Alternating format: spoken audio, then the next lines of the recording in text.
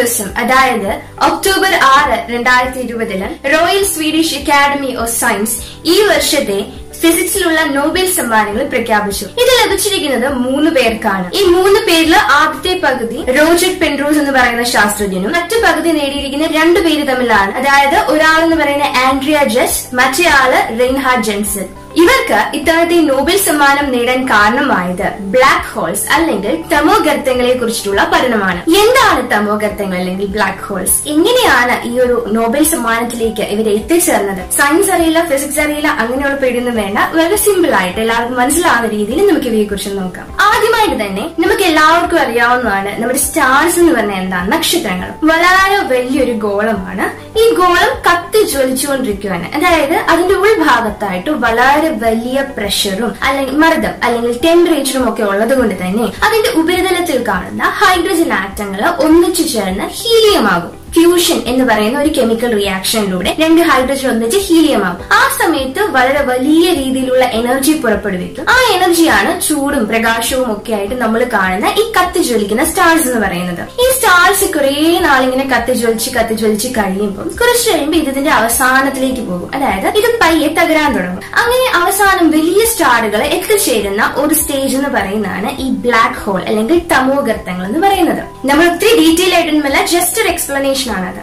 ഇനി നമുക്ക് ഈ തമോഗർത്തങ്ങൾ അല്ലെങ്കിൽ ബ്ലാക്ക് ഹോൾ എന്താണെന്ന് ചോദിച്ചു കഴിഞ്ഞാൽ ആ പേരിൽ നിന്ന് തന്നെ കുറച്ചൊക്കെ നമുക്കറിയാൻ സാധിക്കും. ബ്ലാക്ക് ഹോൾ എന്ന് പറയുമ്പോൾ ഒരു വളരെ വലിയ മാസുള്ള ഒരു വസ്തുവാണ്. വളരെ വലിയ മാസ് എന്ന് പറയുമ്പോൾ നമ്മുടെ സൂര്യനേക്കാളിലും ഒത്തിരിയേറെ മടങ്ങ് വലിപ്പമുള്ളതായിരിക്കാം. മാസ് എന്ന് പറഞ്ഞാൽ എന്താ? അതിനകത്തെ മാറ്ററിന്റെ ഭാരം. അത്തരത്തിൽ മാസുള്ള ഈ വസ്തു പക്ഷേ വളരെ ചെറിയൊരു സ്പേസിലേക്ക് ചുരുക്കപ്പെട്ടിരിക്കുകയാണ്. അതായത് വളരെ ചെറിയൊരു സ്പേസിലേക്ക് ഒത്തിരി മാസുകൾ ഒതുക്കി വെച്ചിരിക്കുകയാണ്. അപ്പൊ അവിടുത്തെ അതിന്റെ ഡെൻസിറ്റി അല്ലെങ്കിൽ സാന്ദ്രത വളരെ വലുതാണ്. അതുകൊണ്ട് തന്നെ അതിനുള്ളിൽ ഗ്രാവിറ്റി എന്ന് പറയുന്നത് വളരെ വലുതാണ്. ഈ ഗ്രാവിറ്റി ഭയങ്കരമായി കൂടുന്നത് കൊണ്ട് നമ്മുടെ ഗുരുത്വാകർഷണം, നമുക്കറിയാം നമ്മളൊരു ബോൾ മുകളിലേക്ക് എറിഞ്ഞാൽ താഴേക്ക് വരുന്നത് ആ ഗ്രാവിറ്റി കൊണ്ടാണെന്നറിയാം. ഒരു ബോൾ നമ്മൾ നല്ല ഹൈറ്റിൽ എത്തിക്കണമെങ്കിൽ നമ്മൾ നല്ല ഫോഴ്സിൽ അത് എറിയണം. അത്തരത്തില് നമ്മളിപ്പോ നമ്മുടെ ഭൂമിയുടെ ഉപരിതലത്തിൽ നിന്ന് ഒരു റോക്കറ്റ് പറന്നുയരണമെങ്കിൽ ഏകദേശം 40,000 km/h സ്പീഡിലായിരിക്കണം അത് പോകേണ്ടത്. അതാണ് അതിന്റെ എസ്കേപ്പ് വെലോസിറ്റി അല്ലെങ്കിൽ ഈ ഉപരിതലത്തിൽ നിന്നും മറ്റൊന്നിലേക്ക് പോകാൻ വേണ്ടി വരുന്ന ആ ഒരു വെലോസിറ്റി എന്ന് പറയുന്നത്. ഈ ഗ്രാവിറ്റി വളരെ കൂടുതലുള്ള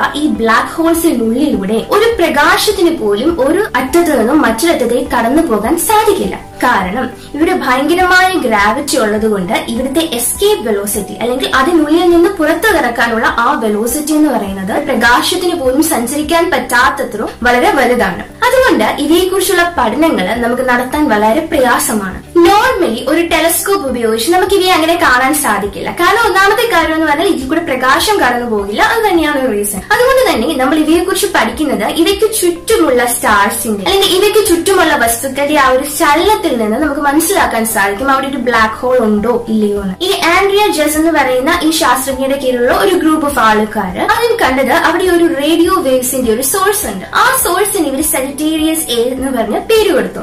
ഈ സജിറ്റേറിയസ് എയുടെ ചുറ്റുമായിട്ട് അവിടെയുള്ള പ്ലാനറ്റ്സ് അല്ലെങ്കിൽ അവിടെയുള്ള സ്റ്റാർസിനൊക്കെ മൂവ്മെന്റിന് ഒരു വ്യത്യാസമുണ്ട്. അല്ലാതെ അവർ പോകുന്ന ആ ഒരു ഓർബിറ്റിന് ചില വ്യത്യാസങ്ങളുണ്ട്. ഈ പ്ലാനറ്റ്സ് അല്ലെങ്കിൽ സ്റ്റാർ സഞ്ചരിക്കുന്ന ആ ഒരു ഓർബിറ്റ് അല്ലെങ്കിൽ ആ പോകുന്ന പാത്തിന്റെ ഷേപ്പിനനുസരിച്ച് നമുക്ക് പറയാൻ പറ്റും അവിടെയുള്ളത് ഒരു വലിയ വസ്തുവാണോ അല്ലെങ്കിൽ ഒരു ചെറിയ വസ്തുവാണോ എന്ന്. അത്തരത്തിലുള്ള പഠനങ്ങൾ കുറെ നടത്തി കഴിഞ്ഞപ്പോൾ ഇവർക്ക് മനസ്സിലായി നമ്മുടെ ഗാലക്സി മിൽക്കി വേയുടെ നടുക്ക് ഭാഗത്തായിട്ട് സെൻട്രലായിട്ട് ഒരു ബ്ലാക്ക് ഹോൾ ഉണ്ട്. ഏകദേശം 50 വർഷം മുമ്പേ ഇത്തരത്തിലൊരു ബ്ലാക്ക് ഹോൾ അവിടെ ഉണ്ട് എന്നവര് സംശയിച്ചിരുന്നു. ബ്ലാക്ക് ഹോളിന്റെ പ്രത്യേകത എന്താണെന്ന് പറഞ്ഞു കഴിഞ്ഞാൽ ഇത് കുറെ കാലങ്ങൾ കഴിയുമ്പോൾ ഇവ വലുതാകും. അതായത് ചുറ്റുമുള്ള പൊടിപടലങ്ങൾ അല്ലെങ്കിൽ മറ്റ് സ്റ്റാറുകൾ അല്ലെങ്കിൽ മറ്റ് ബ്ലാക്ക് ഹോളുകൾ അല്ലെങ്കിൽ മറ്റ് പ്ലാനറ്റുകൾ ഇവയൊക്കെ തങ്ങളിലേക്ക് വലിച്ച് അതായത് ഒന്ന് വിഴുങ്ങിക്കൊണ്ട് വലുതായിക്കൊണ്ടേയിരിക്കും. അത്തരത്തിൽ ഇവയുടെ മാസ് കൂടി വന്നുകൊണ്ടിരിക്കും. ഒരു ബ്ലാക്ക് ഹോൾ ഇത്തരത്തിലുള്ള അതിന് ചുറ്റും സഞ്ചരിക്കുന്ന വസ്തുക്കളെ തന്നിലേക്ക് അട്രാക്ട് ചെയ്യുന്നത് കൊണ്ട് തന്നെ അവരുടെ സഞ്ചാരപഥത്തിന് വ്യത്യാസങ്ങൾ നമുക്ക് കാണാൻ സാധിക്കും അല്ലെങ്കിൽ അവരുടെ സ്പീഡിന് വ്യത്യാസം കാണാൻ സാധിക്കും. അതോടൊപ്പം തന്നെ അവ കൂടുതൽ നേരം ഇങ്ങനെ ഒന്നിച്ചു വരുന്നത് കൊണ്ട് അവ തമ്മിൽ ഫ്രിക്ഷനുകൾ ഉണ്ടായി അവ കത്തി ജ്വലിക്കുന്നതായിട്ട് നമുക്ക് തോന്നും. ഫ്രിക്ഷൻ കാരണം ചൂട് പുറപ്പെട്ട് അവ കത്തുന്നതായിട്ട് തോന്നും. അതാണ് ഈ ചിത്രത്തിൽ കാണുന്ന ആ ഒരു ബ്ലാക്ക് ഹോളിന് ചുറ്റും കാണുന്ന പ്രകാശം എന്ന് പറയുന്നത്.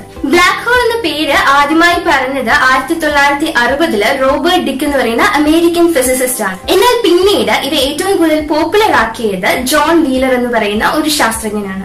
1915 ആൽബർട്ട് ഐൻസ്റ്റീൻ അദ്ദേഹത്തിന്റെ ജനറൽ തിയറി ഓഫ് റിലേറ്റിവിറ്റി എന്ന് പറയുന്ന ഒരു തിയറി പുറത്തു കൊണ്ടുവന്നു. അദ്ദേഹം ബ്ലാക്ക് ഹോൾ എന്ന് പറയുന്ന ഒരു സമസ്യ നമ്മുടെ യൂണിവേഴ്സിൽ ഉണ്ട് എന്ന ഒരു പ്രഡിക്ഷൻ നടത്തി. എന്നാൽ ഐൻസ്റ്റീൻ പോലും ശരിക്കും ബ്ലാക്ക് ഹോൾസ് ഉണ്ട് എന്ന് വിശ്വസിച്ചിരുന്നില്ല. എന്നാൽ പിന്നീട് ഡെവലപ്പ് ചെയ്ത ഒത്തിരിയേറെ തിയറികളും അതോടൊപ്പം തന്നെ സിംഗുലാരിറ്റി എന്നൊരു തിയറി ഉണ്ട്. സിംഗുലാരിറ്റി എന്ന് പറഞ്ഞു കഴിഞ്ഞാൽ നമ്മുടെ യൂണിവേഴ്സിന്റെ ആദ്യത്തെ സ്റ്റേജ് ചെറിയൊരു കണികയിൽ നിന്നായിരുന്നല്ലോ. ഇത്രയേറെ മാസ് ഒരു ചെറിയ മില്ലിമീറ്റർ വലുപ്പമുള്ള ഒരു കണികയിലേക്ക് ഒതുങ്ങി നിന്നിരുന്ന സമയം. അത്തരത്തിലൊരു സ്റ്റേജ് ബ്ലാക്ക് ഹോളുകൾക്കുണ്ട്. ബ്ലാക്ക് ഹോളിന്റെ അവസാന സമയങ്ങളിൽ അവർ സിംഗുലാരിറ്റി എന്ന് പറയുന്ന ഈ ഒരു തിയറി അക്സെപ്റ്റ് ചെയ്യും. അവിടെ നമ്മുടെ എല്ലാ പ്രകൃതിയിലുള്ള നിയമങ്ങളും ലംഘിക്കപ്പെടുന്ന ഒരു അവസ്ഥയാണ് ഈ സിംഗുലാരിറ്റി. ഇത്തരത്തിൽ തിയററ്റിക് ആയിട്ടുള്ള മാത്തമാറ്റിക്കൽ ആയിട്ടുള്ള ഒരു പ്രൂഫാണ് റോജർ പെൻറോസ് എന്ന് പറയുന്ന ശാസ്ത്രജ്ഞൻ മുന്നോട്ട് വെച്ചത്. ഐൻസ്റ്റീൻ മുന്നോട്ട് വെച്ച തിയറി ഓഫ് റിലേറ്റിവിറ്റിയുടെ ഏറ്റവും കരുത്തുറ്റ ഒരു ഉദാഹരണം അല്ലെങ്കിൽ ഒരു എവിഡൻസ് ആണ് ഈ ബ്ലാക്ക് ഹോൾ എന്ന് റോജർ പെൻറോസിന് പ്രൂവ് ചെയ്യാൻ സാധിച്ചു.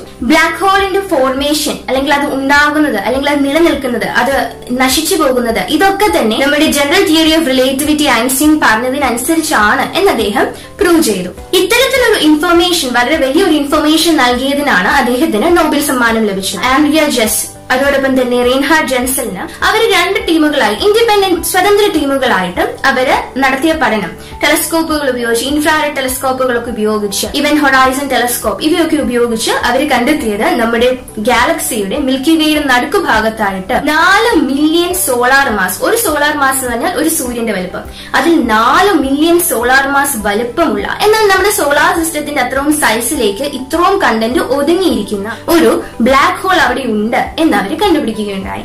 ഇതിൽ എന്താ ഇത്ര കാര്യമെന്ന് ചോദിച്ചു കഴിഞ്ഞാൽ അറിയാമല്ലോ, 25,000 പ്രകാശ വർഷം അകലെയുള്ള ഒരു വസ്തു, അതും പ്രകാശം കടന്നു ചെല്ലാത്തൊരു വസ്തുവിനെ പറ്റി ഇത്രയേറെ പഠനങ്ങൾ നടത്തണമെങ്കിൽ വളരെയേറെ പാടാണ്. ഇനി ഇതൊക്കെ മനസ്സിലാക്കിയിട്ട് എന്തിനാണെന്ന് ചോദിച്ചു കഴിഞ്ഞാൽ നമ്മുടെ പ്രപഞ്ചത്തിലുള്ള ഒത്തിരിയേറെ ഉത്തരം കിട്ടാത്ത ചോദ്യങ്ങളിലേക്ക് ഇത്തരത്തിലുള്ള കണ്ടുപിടുത്തങ്ങൾ എത്തിക്കാൻ സാധിക്കും.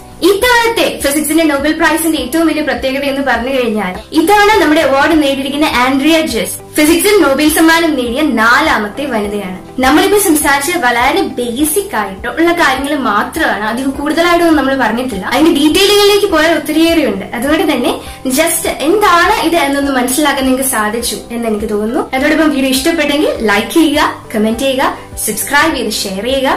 അതോടൊപ്പം ഇത്തരത്തിൽ വീഡിയോയുമായി കാണാം.